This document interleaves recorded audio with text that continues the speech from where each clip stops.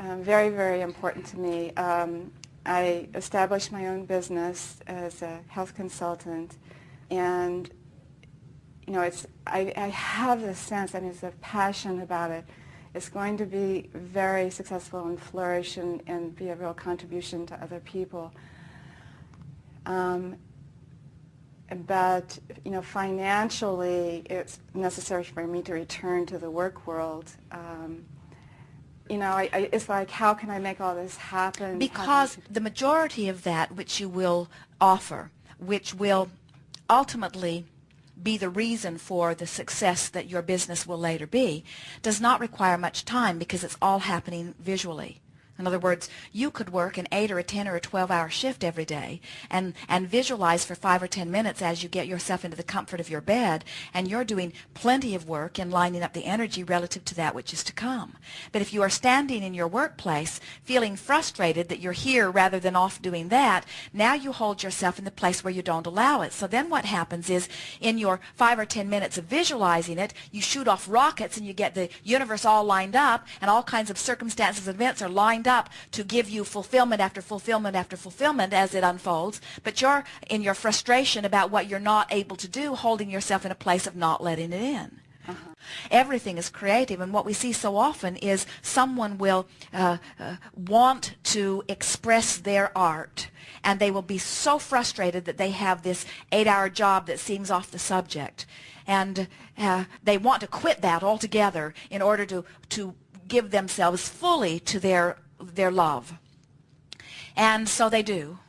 And then they worry about money, so they don't allow it to flow, and they worry about not getting organized, so they don't allow it to flow. In other words, you'd be much better really, really, really busy doing other things, even if it's not making your heart sing, than you would be sitting around feeling guilty about not getting your business off the ground. There is so much leverage in visualization. So you could be at work taking a little segment of refreshment, and you could pick one aspect of your business and ponder it for a minute or two.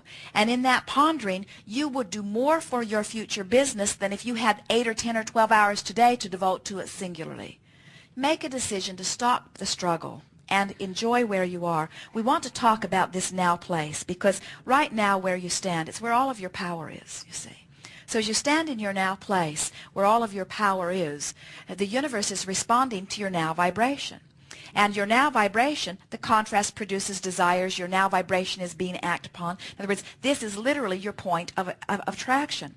So as you stand here, it's sort of like a platform. It's like a bouncing platform. It's like a trampoline or a net, this now reality. And you are springboarding into the future experience.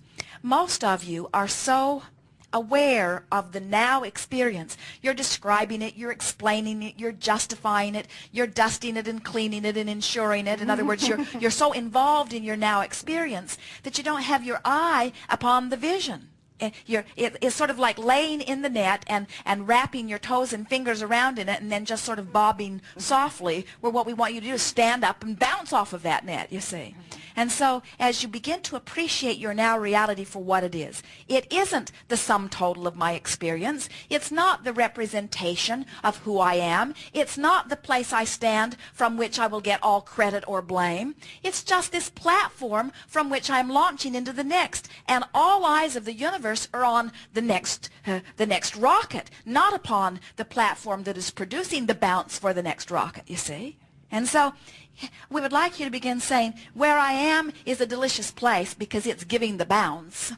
And leave behind your sense of I should have done it differently, or I should have made different decisions, or things should be different. In other words, we want to diffuse now. We want to make now not such a big vibrational factor. We want you to feel more appreciative of now. And after the fact, it's often easy to do. Sometimes as things unfold, you will look back on a former now and you will say, oh, now I get it. Now I see how that was a piece that caused me to launch a desire that filled in something that has now added to a more rounded experience.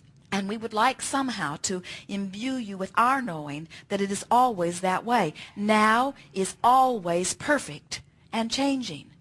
And if you could get that, if you could love now, sure the kids are screaming, and sure the house is a mess, and sure I got somebody adoring me that I don't adore, and sure there's not enough, well, we shouldn't get too carried away with this. Sure there are things not the way I want them to be, but the most important thing about it is that's all contrast that is birthing desire, and that's what matters, you see. It's the desire that is alive within you that is everything. And it's refreshing. We can feel that within you. Even amidst all this stuff that's going on in your experience, still we can feel this very alive, dominant vibration within you. In other words, you are a wonderful example of one who is not letting all this other stuff dominate your vibration. And therefore, just keep doing what you're doing. Keep reaching for the thought that feels best. Enjoy your now and understand how temporary it is. There it went again. There it went again. There it went again. Now does not deserve the attention you all are giving it. If we were standing in your physical shoes, we would stop defining now with so much clever dialogue. We would stop using the things that are going wrong as entertainment to your friends. We would stop talking about what is in order to justify where you stand. In other words, we'd stop defending or justifying. We would begin using these prefaces in sentences. We would begin sentences with things like, my favorite thing about that is, oh, you know, the thing I love most about that. Oh, one of my favorite things that I remember about that is, the thing I want most about this, or the thing, the other day, Esther caught herself beginning a sentence by saying, what worries me about that is, and she thought, oh, that's really not the place I'm wanting. What I'm really worried about is, ooh, come gather with me and let's all chew together about these things let's see if we can conjure up every bad thing like that has ever happened, and let's see if we can gather others to conjure up all the bad things that have happened to them, and let's bring it all together in one big worry pot and get something good from it.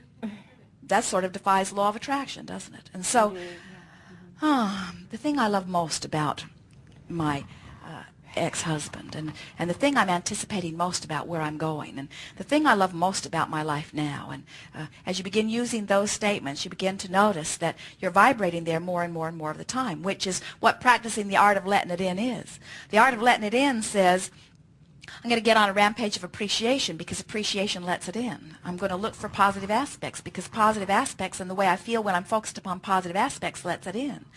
I'm going to reach for things that feel good because that lets it in. Lets what in? Clarity, what else? Well-being, what else? Abundance, what else? More ideas, what else? Inner being, what else? God force, what else? All things that I consider to be good. Everything that I have ever told the universe from any level of being that I want. The cellular things that I've been asking for, the fully conscious things that I'm asking for, everything that I've ever asked for in any concentrated workshop or just a moment of whimsy, as I said, Yahoo yippee over something. Everything that I have ever wanted, ever, I'm letting in just by reaching for the thought that feels good right here and now.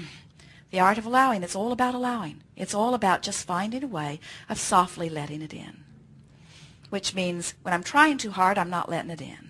When I'm regretting what I've done, I'm not letting it in. When I'm blaming myself, I'm not letting it in. When I'm blaming somebody else, I'm not letting it in. When I'm frightened, I'm not letting it in. And so as you begin to approach this from a feeling place, I'm feeling fear. I'm not letting it in. Now, don't panic about not letting it in. Just stop and say, I'm not letting it in. What might I think about that lets it in? What thoughts might I think about this that would let it in? How can I find a greater sense of relief? It's sort of like you found this sandpaper and it was intriguing at first and others were rubbing it, so you did too.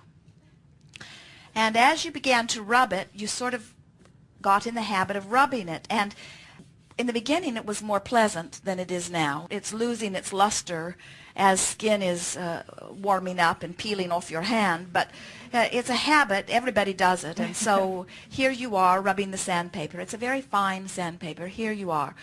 Here you are, it's not all that pleasant, and you begin to recognize after a time of doing it that this is a habit of thought that you keep coming across that is not letting it in. And at first you didn't realize that you weren't letting it in. You had to do it for a while until it started to get sore. But now it's getting sore and you know you're not letting it in. But the habit is great. And so even though you know you're not letting it in, everybody's doing it and you've been doing it for so long, and so you keep doing it. And so sometimes you keep doing it until it really